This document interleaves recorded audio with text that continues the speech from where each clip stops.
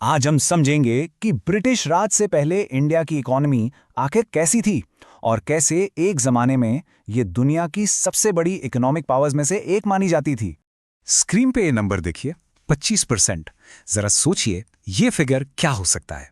जी हाँ, British rule से ठीक पहले साल 1750 में पूरी दुनिया के इंडस्ट्रियल प्रोडक्शन का एक चौथाई हिस्सा अकेले इंडिया में बनता था। चलिए इसे थोड़ा और गहराई से समझते हैं। ब्रिटिश आने से पहले इंडिया दुनिया की सबसे बड़ी इकोनॉमीज में से एक था। सदियों तक इंडिया को दुनिया के सबसे अमीर रीजन्स में गिना जाता था। ये टेबल हमें साफ दिखाता है, साल 1700 तक दुनिया की टोटल जीडीपी में इंडिया का हिस्सा लगभग 24% था। सोचिए, पूरी दुनिया की कमाई का चौथा हिस्सा।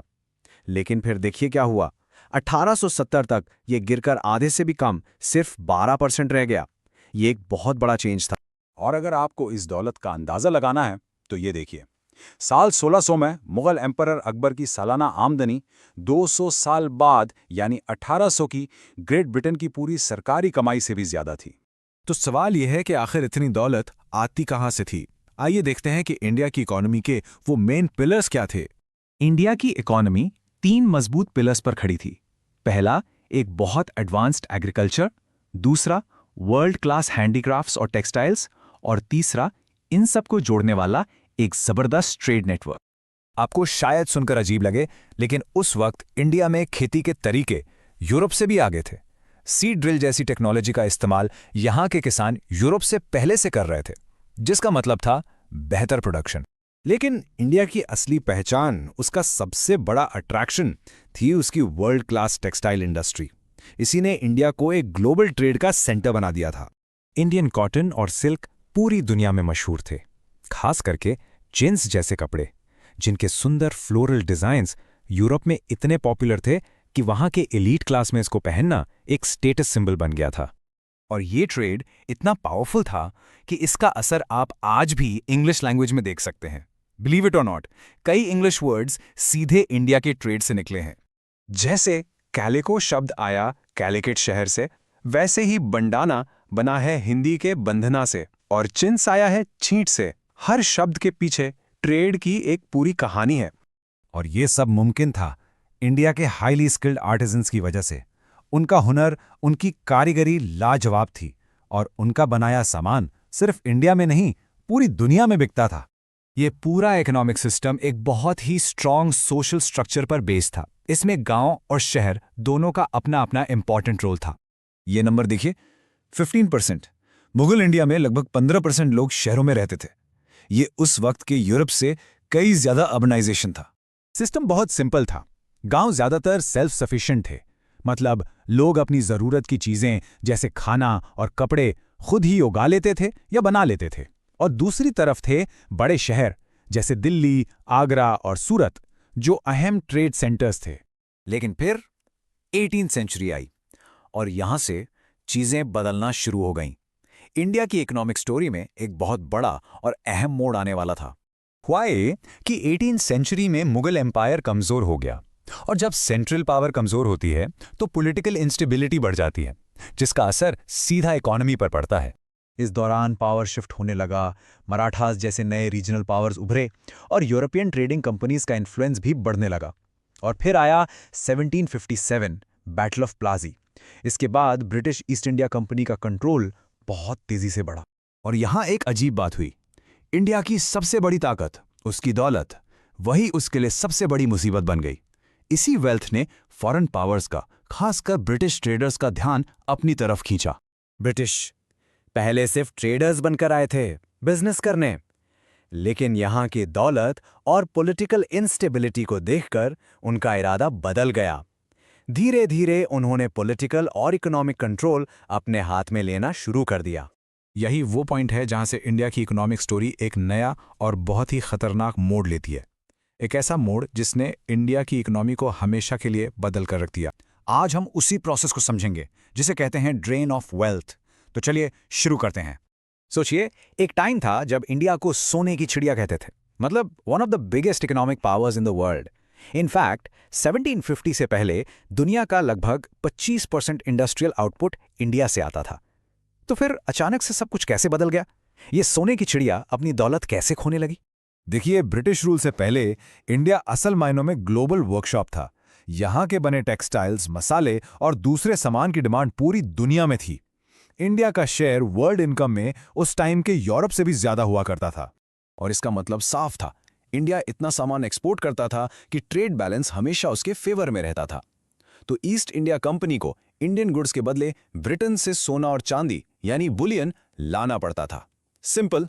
लेकिन फिर दो ऐसी चीजें हुईं जिन्होंने पूरा खेल ही पलट दिया। पहले 1757 में बैटल ऑफ प्लासी के बाद कंपनी को पॉलिटिकल पावर मिल गई, और फिर 1765 में उन्हें बंगाल, बिहार और उड़ीसा में टैक्स कलेक्ट करने का राइट मिल गया, जिसे दीवानी कहते हैं। यही था a turning point.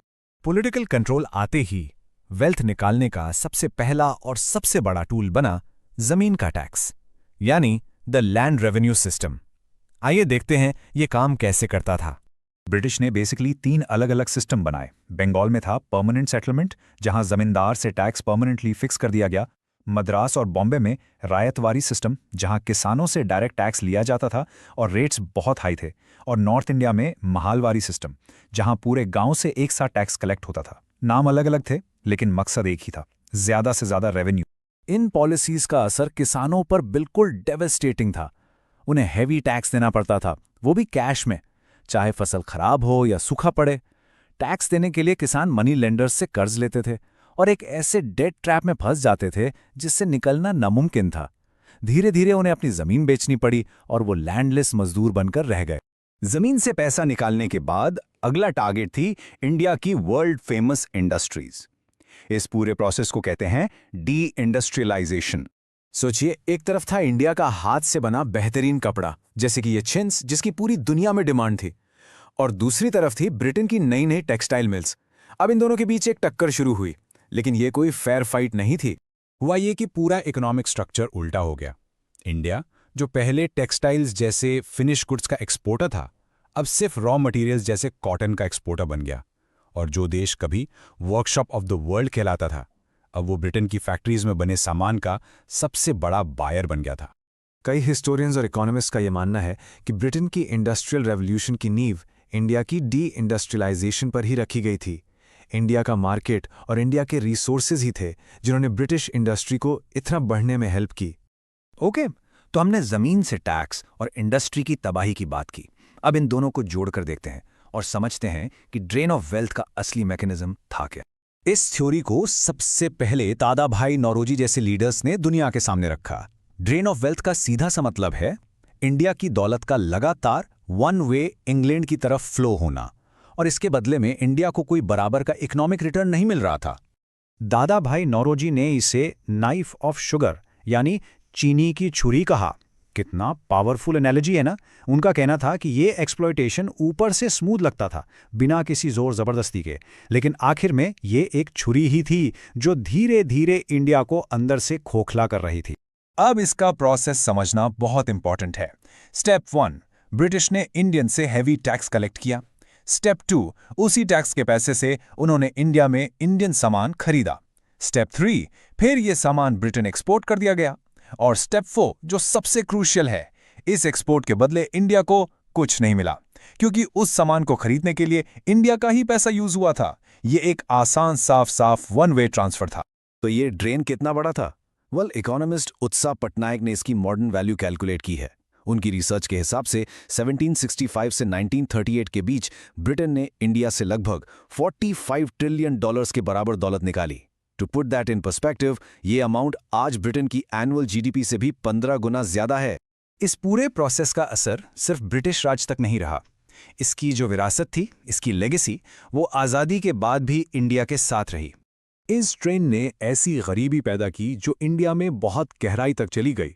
Food crops की जगह कैश क्रॉप्स पर फोकस से बार बार अकाल पड़े।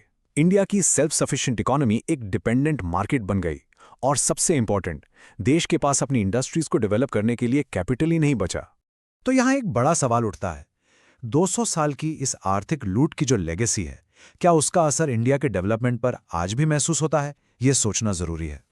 अगर आपको ये जानकारी अहम लगी तो इसे लाइक और शेयर जरूर करें, और आगे आने वाले ऐसे ही टॉपिक्स के लिए सब्सक्राइब करना मत भूलिएगा। Thank you.